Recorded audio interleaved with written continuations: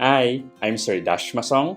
Welcome to my Licensure Exam for Teachers Review, Professional Education, Part 18. Let's start! Prof. Ed 86, Curriculum Evaluation.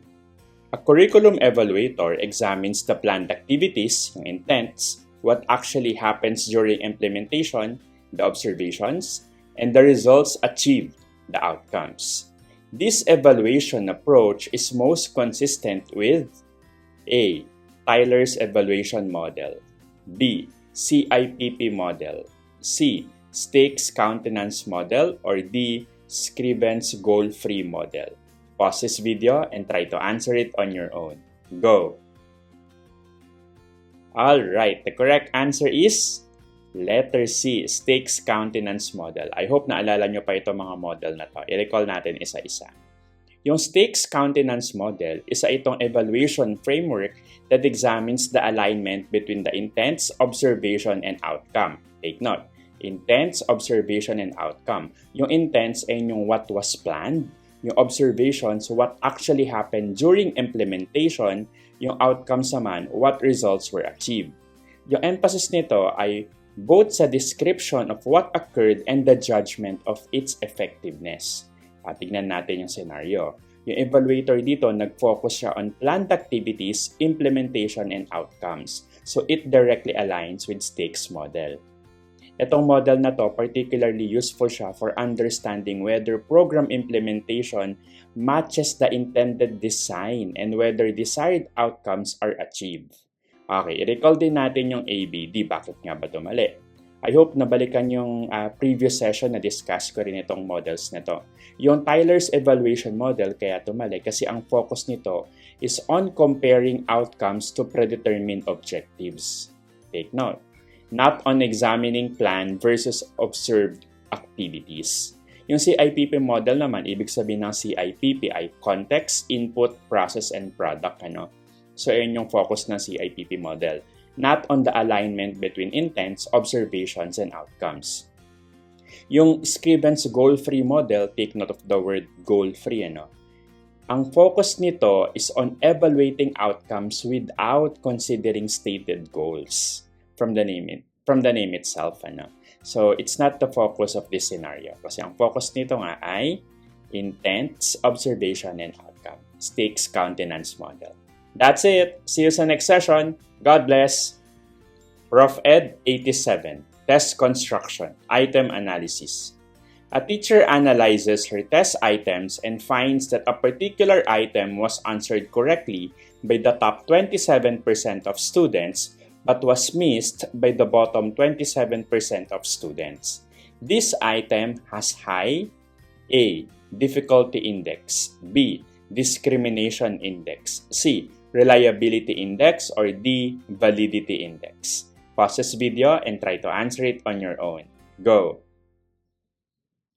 Alright, the correct answer is letter B, Discrimination Index. Feeling ko may mga nag-answer ng letter A, Difficulty Index. Mali po yun. I-recall natin itong mga index. Yung Discrimination Index, it measures how well a test item distinguishes between high-performing and low-performing students.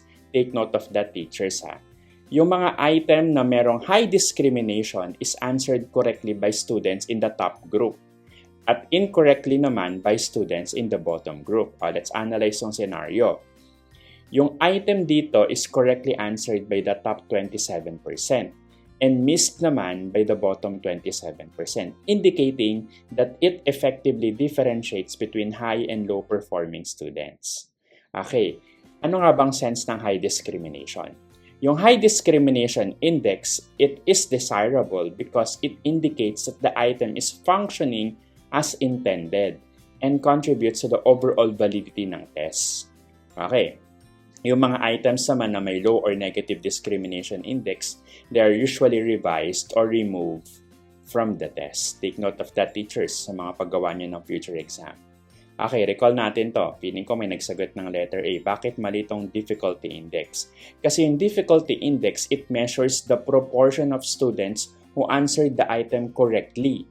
Meaning to say how easy or difficult the item is, not how well it distinguishes between high and low performers. Okay, yung reliability index naman, it refers to overall test score consistency, not the ability of a single item to differentiate between high and low performers. Yung validity index naman, it refers to whether the test measures what it is supposed to measure. So, kung valid siya. That's it. See you sa next session. God bless. Prof. Ed 88, Educational Research. A researcher distributes a survey to 500 teachers to measure their level of job satisfaction using a Likert scale, Likert or Likert scale. She analyzes the data using statistical tests to identify patterns and draw conclusions.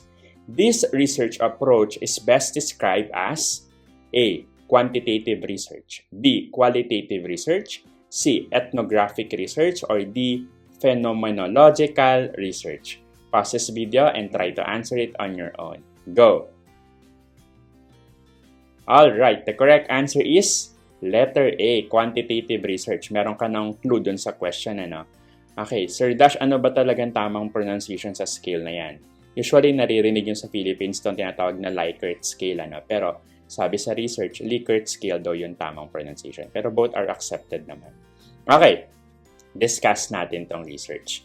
Yung quantitative research is itong method of inquiry that collects and analyzes numerical data, take note, to identify patterns and hypotheses, and draw objective conclusions. Typically, it involves structured instruments, kagaya nga ng survey, questionnaires, or tests, and uses statistical analysis to interpret results. Okay. Let's analyze yung ginawa ni researcher dito. So, gumamit siya ng survey with Likert scale nga. And a large sample size. Over 500 teachers, Hindi pala over 500. Around 500 teachers. And statistical test, so isa tong classic example ng quantitative research. Yung approach na to is characterized by objectivity, replicability, and the ability to generalize findings to larger populations. Alright, i-recall din natin itong BCD. Itong qualitative research, from the name itself, qualitative. So, it involves non-numerical data, kagaya ng interviews, observations, and narratives, hindi surveys with statistical analysis. Yung ethnographic research naman, actually, ito ay isang type ng qualitative research. It involves naman studying a cultural group through prolonged observation and immersion. Yung phenomenological research, kaya ito mali kasi ito rin ay isang type ng qualitative research or isa tong qualitative approach that explores the lived experiences ng individuals. That's it. See you sa next session. God bless. Prof. Ed 89, Philippine Education Laws. A public school teacher who has given birth is entitled to maternity leave with pay. Which section of the Magna Carta for public school teachers covers this entitlement? A. Section 11, B. Section 14, C. Section 24, or D. Section 27. Pause this video and try to answer it on your own. Go! Alright, the correct answer is Section 27. Teacher, sana alam nyo itong RA 4670, itong Magna Carta for public school teachers if you will be teaching sa public school. So, itong Section 27, nandito yung leave privileges, okay, ng Magna Carta for public school teachers, RA 4670. So, it covers nga yung leave privileges of public school teachers, kasama dun yung sick leave, vacation leave, and maternity leave. Yung section na to, it ensures that teachers are entitled to various types of leave with pay, recognizing the importance of work-life balance and health. So, tingnan natin yung scenario. Yung entitlement ni teacher dito to maternity leave with pay falls under this provision. Again, itong Magna Carta for Public School Teachers is itong comprehensive law that protects the rights, benefits, and welfare ng public school teachers in the Philippines. Okay, ano ba yung content nitong ABC? Yung Section 11, nandito yung right to organize. So, it guarantees the right to organize and join union. Sana yung mga union sa loob ng school. Yung Section 40 naman, ito yung tenure of office. So, it provides naman yung security of tenure. Yung Section 24, nandito naman yung salary standardization. That's it. See you sa next session. God bless. Prof. Ed 90, Test Construction, Difficulty Index. A test item was answered correctly by 85% of students. This item has a low difficulty index, B, high difficulty index, C, moderate difficulty index, or D, zero difficulty index. Pause this video and try to answer it on your own. Go! Alright, the correct answer is letter B, high difficulty index. Feeling ko marami nagkamali dito. Common error ito sa mga test construction ha.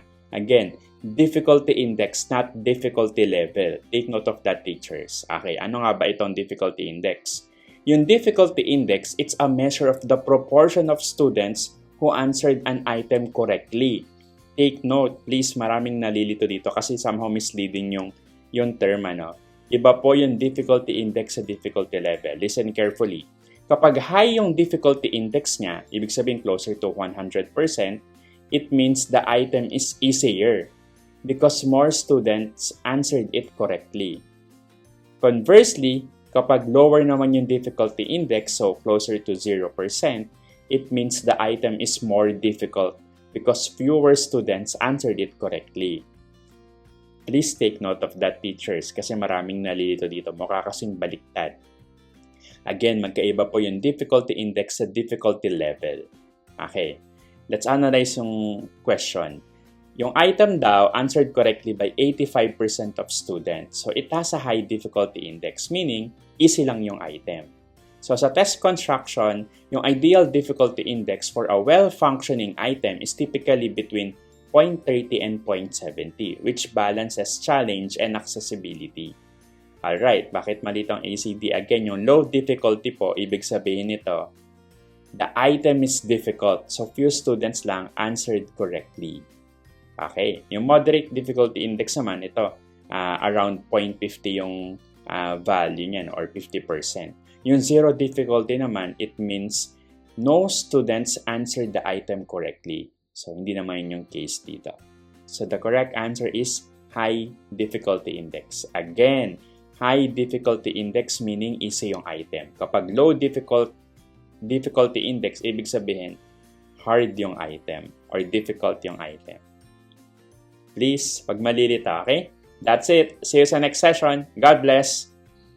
Hashtag, sana makatulong. If you want a free digital copy of this reviewer, pinamimigay ko po ng libre. How? Just comment on this video, free reviewer, and I will send you the link.